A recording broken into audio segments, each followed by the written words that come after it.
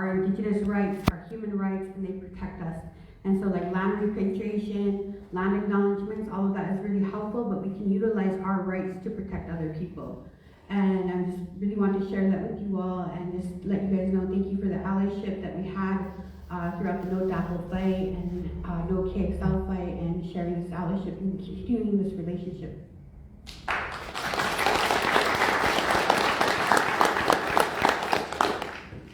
Hi, I'm Paul Blackburn. I wonder if we could move the mics so that, or I'm not sure there's more. If you want to use this one, just use this. Well, we're going to be passing back and forth as everybody talks here, so. But in the meantime, you can use that one. And then you have to turn it on. It doesn't turn on as it goes. It's the red. Right at the bottom. Yeah.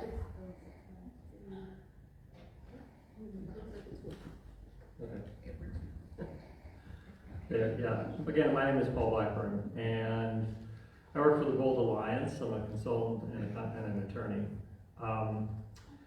I grew up in, my family moved here when I was 4, and we moved to Ames and then Mason City. And I stayed last night with my folks in Mason City. My dad's an Episcopal priest. And I was thinking about what it used to be like growing up in Mason City in the Episcopal Church. And I think this is important from an organizing point of view.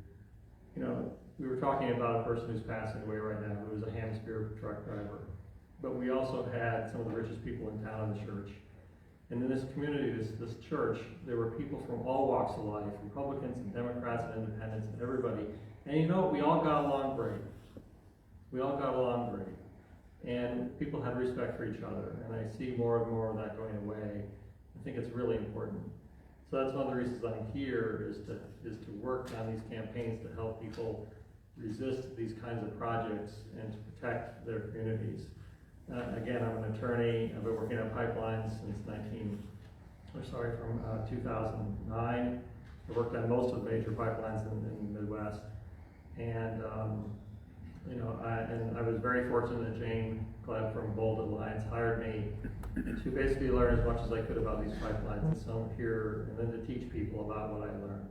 So that's why I'm here today, is to try to provide information that I've been able to glean over the last year. So, thank you.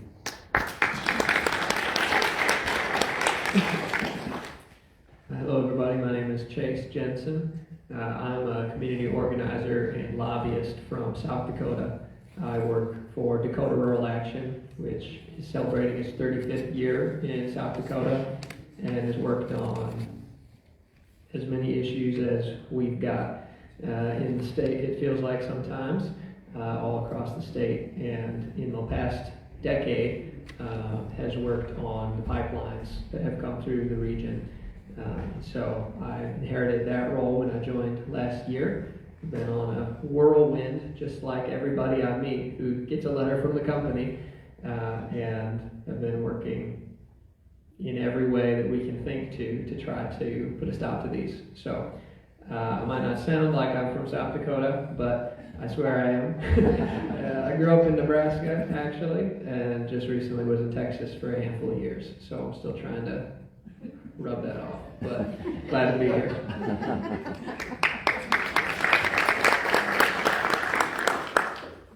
Hi everyone, my name is Amanda McKay. I'm the program manager for the Pipeline Safety Trust. We are a national nonprofit watchdog organization dedicated to pipeline safety. We're headquartered in Bellingham, Washington, but like I said, we're national, so we work across the country on projects just like this to learn about the safety implications of the pipeline.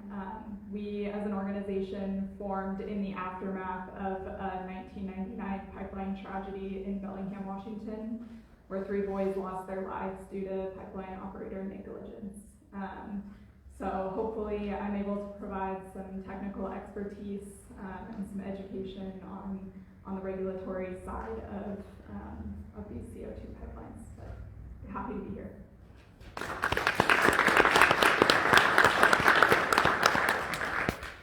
So I thought we would kick this off by going back to this idea that's being really sold with lots of brochure and some expensive consultant reports that eminent domain is warranted for these pipelines because of the economic benefits they will provide. And so I thought I would start with a word of caution and then open it up for the panel to comment with a word of caution regarding these economic impact studies that we're seeing.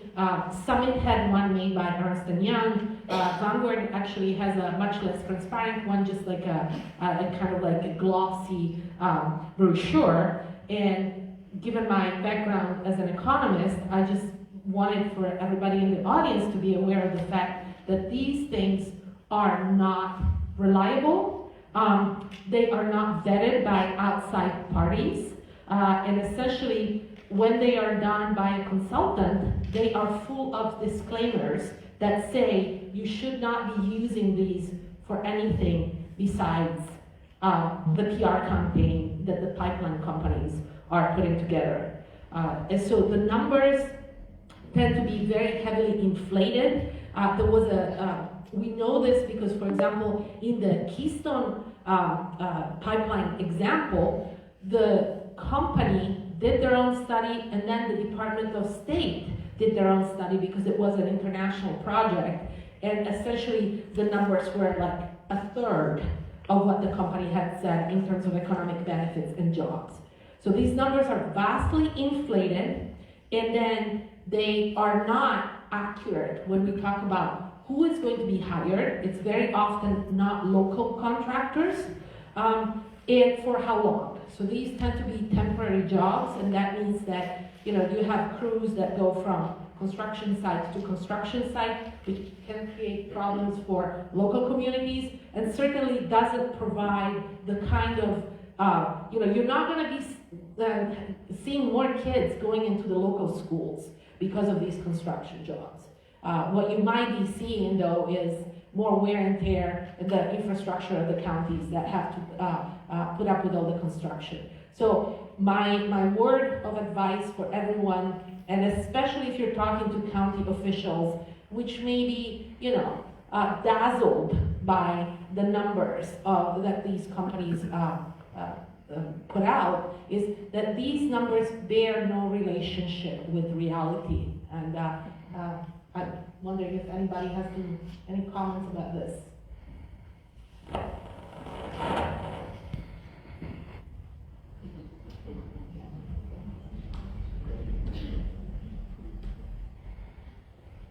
I just know that these infrastructures impact everyone, and how we need to organize not only through legislation work, but we also need to organize through grassroots levels and NGOs and getting them all on the same page and working towards improving our environment, and recognizing that once our environment is healthy, then we can have healthy families. And when we have healthy families, then our economy grows.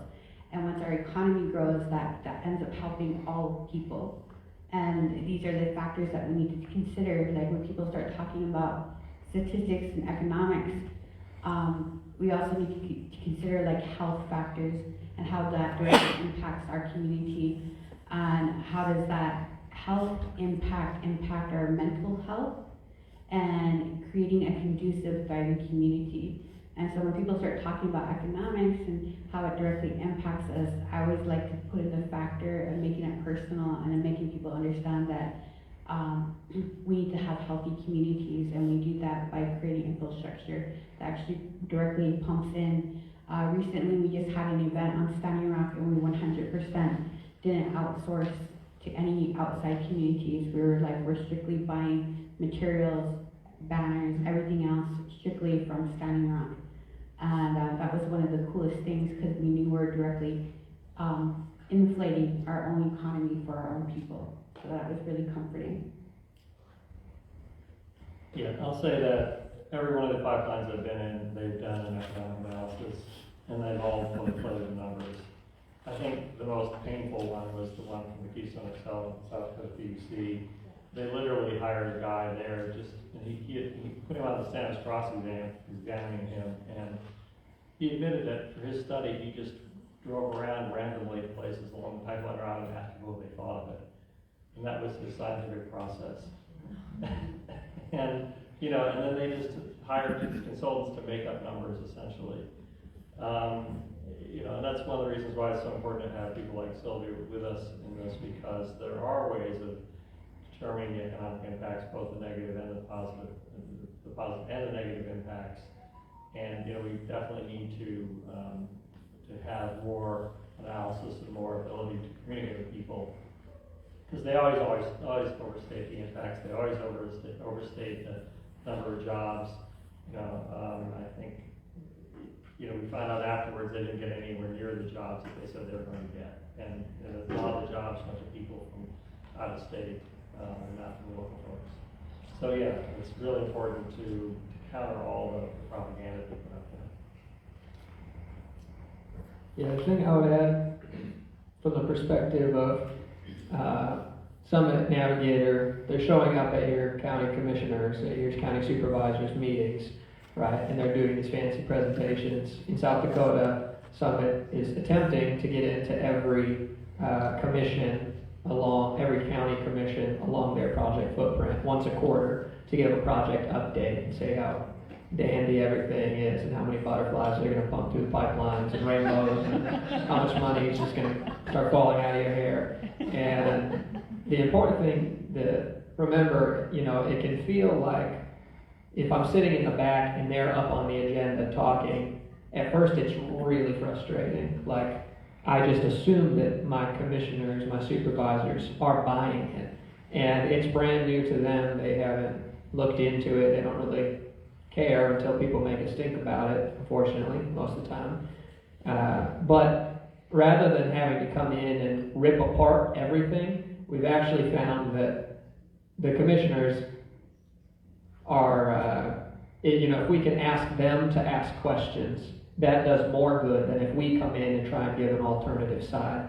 And so just remembering, for as fancy and professional and as much money as the companies are pouring into this, you know, they're like on Shark Tank trying to make a sale. And we don't have to go in and make an alternative sale all the time. We can ask our commissioners to ask them questions. And that often does more damage than if we showed up and said our alternative numbers, you know.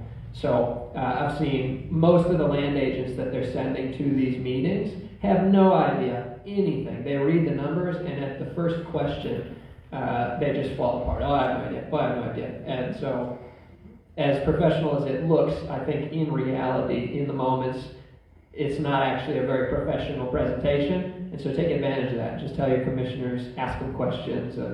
That can do a lot of good. Yeah, just thinking about some of the reports that have been done on the benefits of CCS and in turn carbon dioxide pipelines. There's the White House Environmental Justice Advisory Committee put together a report directly saying that CCS does not benefit communities, and so I think it's important to be able to pull out those studies that show the communities aren't going to be directly benefited from these projects. And so one thing to keep in mind is that these studies are all about the benefits, but there are significant costs to these pipelines. And so there are costs. As you well know, there's actually a study that was published last year from Iowa State looking at the double costs in terms of yield loss and how these costs are protracted in time on the right of way. So there's yield costs. There are costs to the communities, and we're going to talk about these, but there are also property value costs. There is a study that is in the process of being peer reviewed that comes out of Iowa State, actually, that using a national database shows that if you have an accident near your house, the value of your house is going to go down. And so, again, this is something that people don't think about, the glossy reports don't mention, but it's another cost for local communities, because if property values go down, tax revenues for the counties go down, while they have these increased costs of, EMT training, all the costs of monitoring the pipelines if an emergency happens. So when they show the benefits, don't forget the costs. because you bear those costs. The communities bear the costs. And the payments that the companies are proposing for the yield losses are questionable in terms of like whether they would really compensate for all the losses. So I'll open it up for comments. So when she says cost, it's not only like financially that you need to consider, you also need to think of like the cost of your lungs. How is it to breathe? The cost for clean drinking water. That's also the cost that we pay. So it isn't just financial revenue that we need to be concerned about also. What else are we physically paying? What are we physically paying with our health? What are we physically paying with our mental stability? What are we physically paying with our emotional state? Because it is exhausting to continuously go into legislation and going into public hearings to give our testimony. That takes a factor out of us, and that costs us. And so those are the things that we need to consider. I totally agree the best way to damage any corporation is focusing in on revenue and how they impact our community. But you also need to consider the human of us and our own needs and wants and desires to live a sustainable, healthy life. You know, when I think about cost benefits, there's the old saying, you know, there's the goose with the golden egg. Well, more than one thing comes out of the backside of a goose.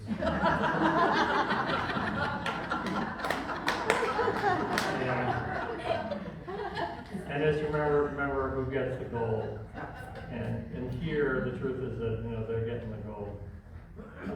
You know, I'm going to be doing a workshop later on the 45Q tax credit and the financial underpinning of these projects.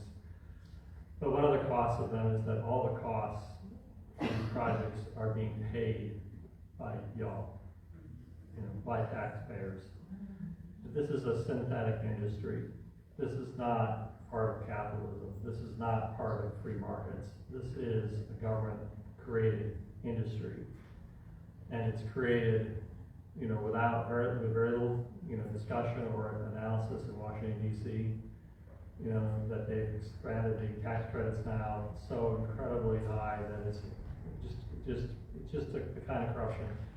You know, I've also traveled overseas a fair bit, and one of the things you learn is that there's corruption everywhere in the world.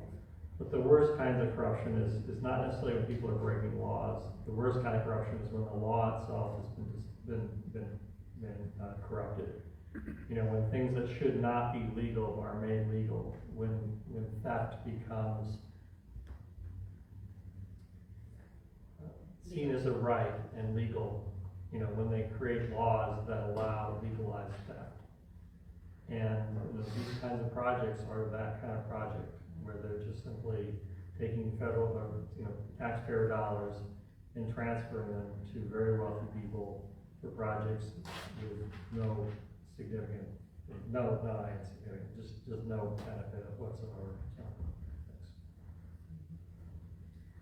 Yeah, I'm still thinking about all the costs that you have named, and being able to identify them, I think, can be tough if they feel intangible to a commissioner. But I found that couched in tangibles opens doors to be able to speak to those intangibles.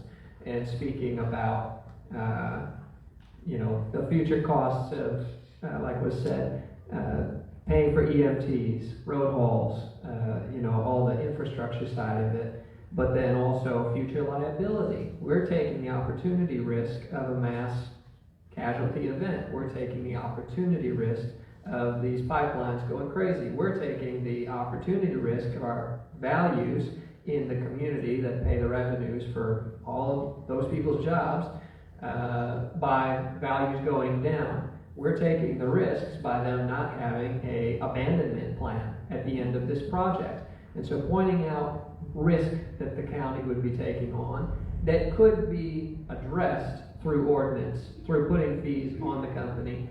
And in that vein, I think naming not just the risks, but the actual cost it has already cost us. Who has slept better since these projects started? Anybody sleep apnea disappear?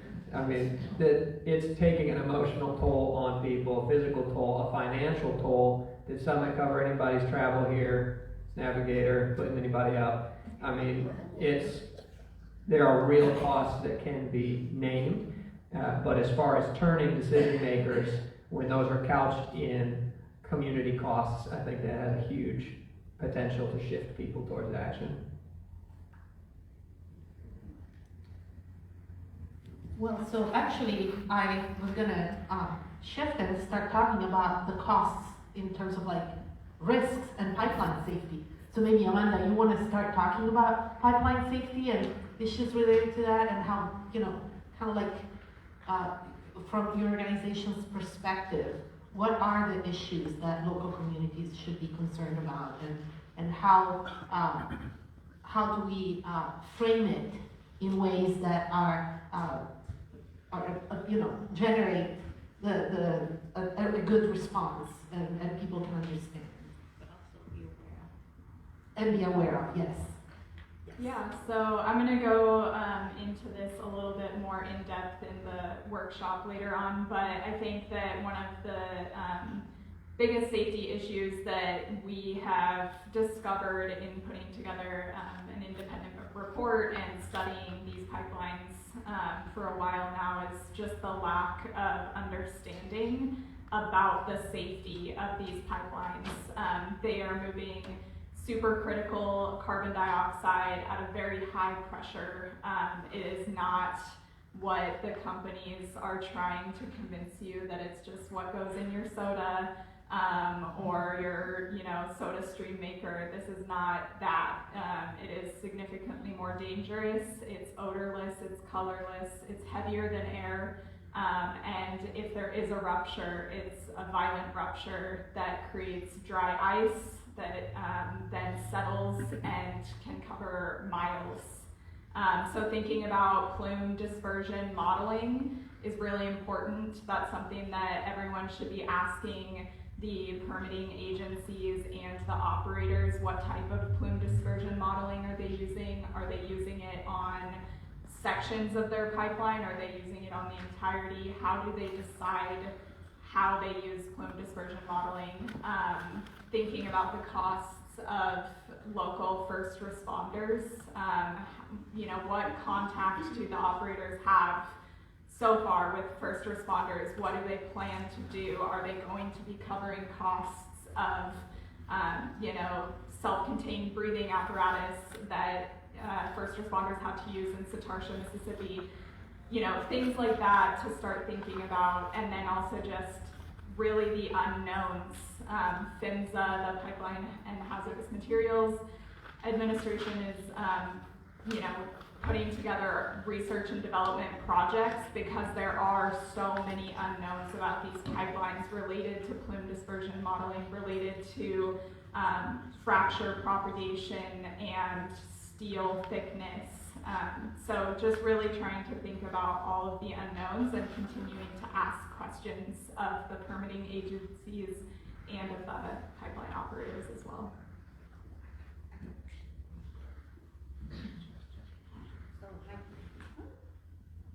My question for you, Amanda, is as individuals, what can we do to prepare for our own safety when dealing with the carbon? Like, what can we get to supply ourselves so that we individually are protected? Like, is there a specific type of mask, gloves that we should be having at home when dealing with these types of issues? That's a good question, and not one that I've been asked before. I would say, you know, there are carbon dioxide monitoring devices, so I think, you know, if that gives you some peace of mind, I think that would be something you can consider. As far as personal protective equipment, I'm not totally sure. I know, again, that first responders in Satarsha were having to use those self-contained breathing apparatus, so the scuba type gear, because when CO2 is in the atmosphere, it displaces oxygen. You're unable to breathe, your cars are unable to start, things like that. So, you know, that's kind of what to start thinking about if, you know, in preparation for these pipelines. And I'll just add, yeah, you can buy, just like there's carbon monoxide detectors, you can go on Amazon or any place and buy carbon dioxide detectors too, home ones. You know, they're a little bit more expensive, but they're not outrageous. But, you know, why should anybody have to pay for that? You know, if they're going to, if that's going to be there, then the company, which is getting billions and billions of dollars every year from our tax dollars, you know, they should pay to have those detectors in homes anywhere near the pipeline. And, you know, people could be trained also to have evacuation routes, or, you know, work with people to get evacuation routes so that you know how to get away from carbon dioxide plumes. This plume dispersion modeling is really important because it shows how the CO2 is likely to disperse. And that's important to know whether you drive into it or away from it. You know, there's also one called alert systems, just like there's Amber Alerts. You could have a system set up so that when there's a rupture, you know, there's an alert going out to everybody so you can get out and away from it. So there's a number of things that can be done. The question is who's going to pay for it and who's going to require it. And just a little pitch here, or one other thing I'll say about the question of toxicity is, yeah, CO2 all in and of itself, we all breathe it out. You know, it's part of our world. And, you know, people say, well, then that's not dangerous. And I say, well, water's also part of us. But you know what? You can drown in water. You know, and that's the truth of it. You know, CO2 is very dangerous at high concentrations and high pressures. So, but you know, on this coming day, the briefs are due about whether the Iowa Utility Board will consider safety at all. You can even people that consider safety, and they consider whether they'll listen to your safety concerns. They're getting briefing on that today. And then on the 13th, there's going to be an oral argument at Iowa Utility Board about whether they have to consider your safety at all in the decision they're making. And companies are trying very hard to take safety off the table entirely, and to mean that you can tell the IUB then that you have safety concerns, but if they make the wrong legal decision, then they're going to say, essentially just throw your concerns in the trash. If they think they have no jurisdiction over safety, then they will ignore everything, all of your safety concerns. And again, they're going to be having an argument on this on the 13th of November, so it's an important issue. I was just going to add that in the case of Sakartia, the plume modeling that was done was incorrect. And so that's like, you know, you're asking the fox to guard the hen house. There is no independent verification that these models are actually correct. And so what happened there, everybody was unprepared because the company was like, no, you don't need to worry. It's not going to come your way. And it did. So, I mean, I think that there are some fundamental issues here that go back to this idea of public use. And why would we give eminent domain to companies that clearly are not working in the best interest of the public when it comes even to safety issues? So that is, to me, very concerning.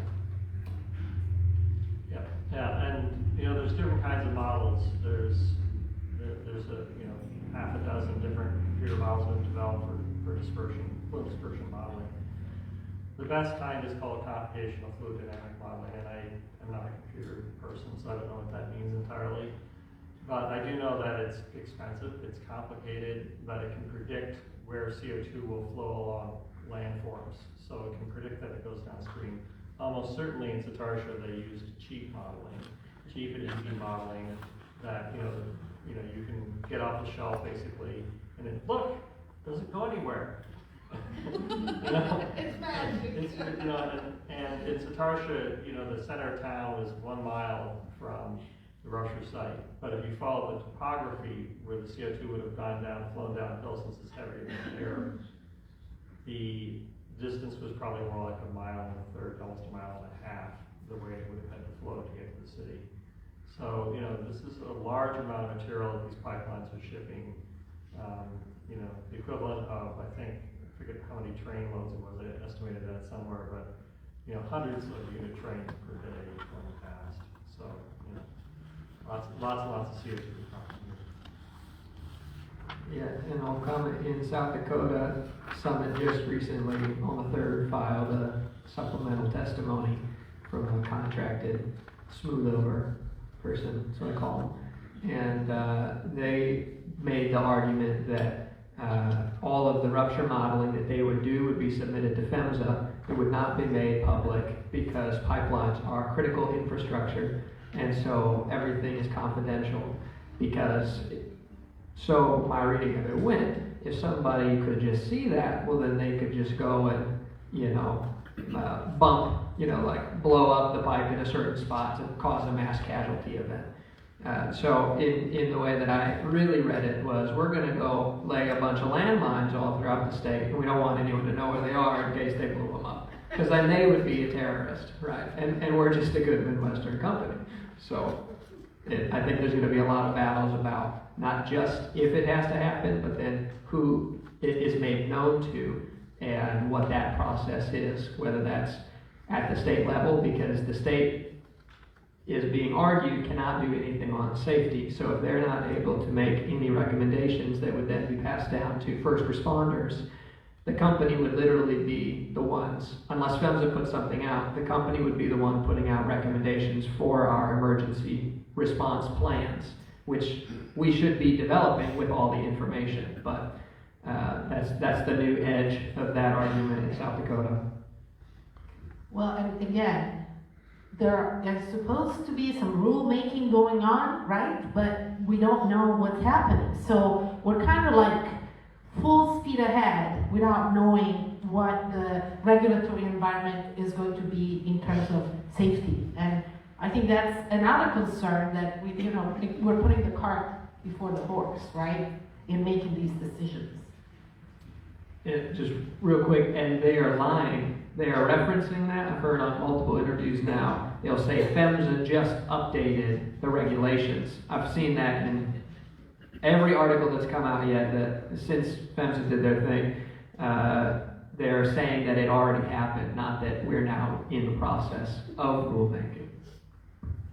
Yeah, I can speak a little bit to rulemaking. So yeah, PHMSA did not update their rulemaking. They announced a plan to update their rulemaking, and in the past, rules have taken years to become finalized and are almost always litigated by the industry. So some of the rules that are just now becoming final have been 10 years in the making. So thinking about how long it's going to take PHMSA to get these rules finalized and potentially through litigation, it's a long time. So yeah, I think talking about the cart before the horse. Another thing to bring up is the PHMSA's section 60104B legacy clause basically limits any new rulemaking to apply to existing pipes in the ground. So depending on when this rulemaking comes out, if there are pipes in the ground, they will not have to follow the new rules, the updated regulations. So that's really important to think about when talking to the permitting agencies in your communities, is, remind them how long this takes.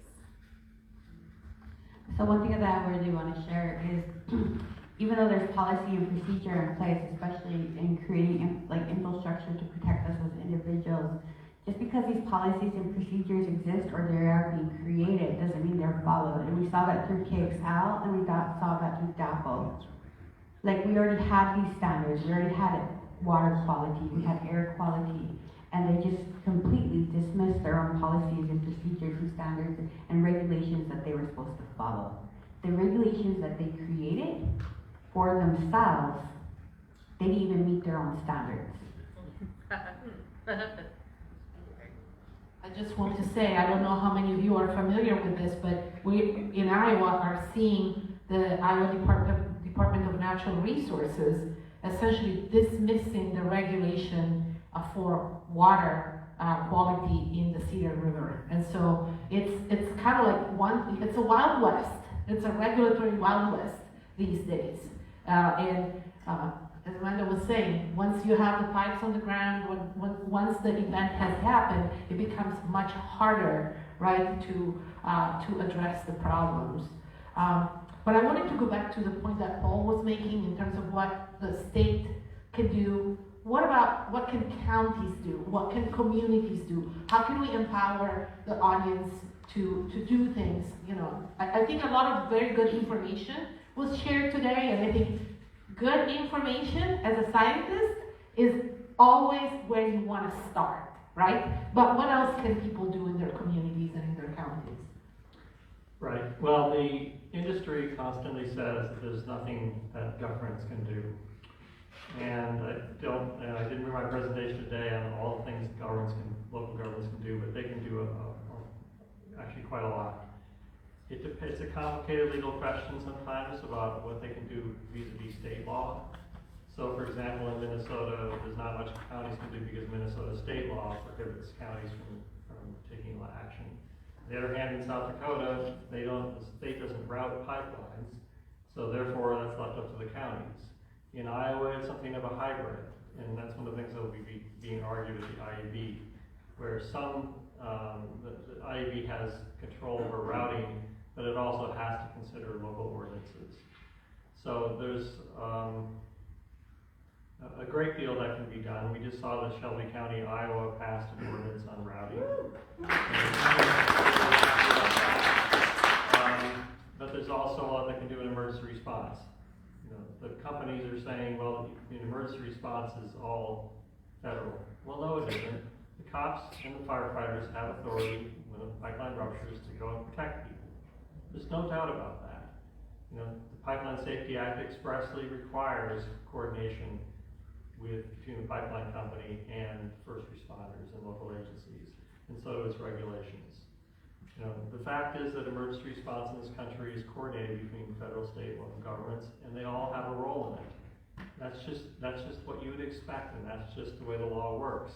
And yet we have these companies coming in and saying that local first responders have no ability to get any information they need to protect themselves. You know, the companies just simply lie about these federal preemption issues. And, you know, there's, you know, the IUP, we think, can certainly consider safety when it's routing pipelines.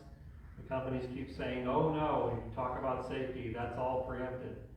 Well, there have been 3 federal court cases on this issue and 1 state court case.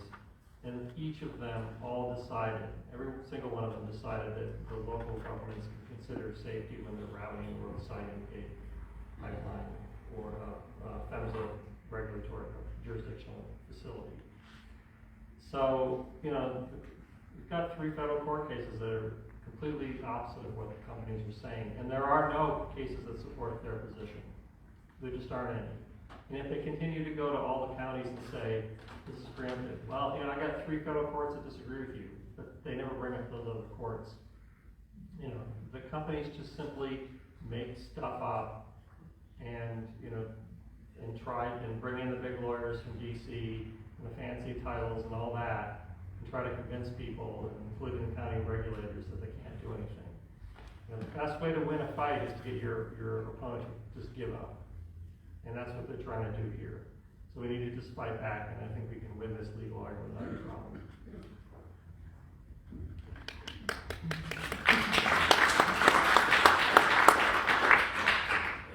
So one of the best things that community can do is to look at the wins and the failures. Now, I know for a fact, because I was in the fight for No DAPL, that Iowa and Standing Rock threw down hard. And it was one of the most devastating blows to see the pipeline go through. And it was a devastating blow to know that Standing Rock won federal court cases 4 times in a row, where the judge actually said this is illegally built, it's illegally operating, and it's still flowing to this day. We won those court cases. They ruled in our favor, but it's still operating. So that was like a really devastating blow. But, you know, I'm really proud that we learned from our mistakes, and I'm really proud that we stood back up and we continue moving forward, especially because as soon as No DAPL, the encampments at Standing Rock ended, we literally rolled right into No KXL, because that directly impacts Lac-Côte and Dakota Treaty Territory. And I'm really thankful for like both Nebraska and Dakota Rural Action for creating an alliance for all the rounds of KXL. Because a lot of people don't know that they did 7 rounds of no KXL. 7 times they beat it down. 7 times they cut that snake's head off. 7 times, and finally, we actually didn't celebrate within Lakota Treaty Territory until Canada, the company, withdrew. We didn't celebrate even when Biden shut it down in January of 2021. We didn't celebrate. We waited until the company withdrew completely, and then we finally had a celebration. But these infrastructures, why was KXL so successful at being shut down? Well, all the NGOs, all the grassroots were utilized. All of them were utilized. All the youth were activated. Gen Z was present, had a voice, and had a share. The Indigenous community had a voice and shared. The Indigenous community held our ground. We did a successful of 2 lockdowns on KXL. That was really successful, that had support from our local communities, from our non-Indigenous folks that said, we want this shut down. You guys do what you gotta do, and we'll support. So nonviolent direct action needs to be utilized, but I really strongly urge you guys to activate your Gen Z generation, because they think of things that I never thought of. So as you guys know, like Christy Nell and all of them had a rally in Sioux Falls the other day, and Gen Z went and got all the tickets for the event. And so like no one else could attend because Gen Z already utilized them. But that's why I said we need to utilize our next generation, and they think on a whole different level, and they want to participate. We just got to give them and open up that space for them to be there to shut it down for us. And having them understand these structures that we created, like humans created these structures, nature did not. Humans created these laws. Humans created these, these manipulation tactics to maneuver us through what we call life. And so Gen Z is on a whole different level, so include them in there. And that's why KXL was so successful. It's because the BIPOC community was present, the youth were present, the raging grannies were present, the NGOs were present, and that's why they were able to successfully shut down no KXL. So looking at our pros, our cons, what we lost, and what we won.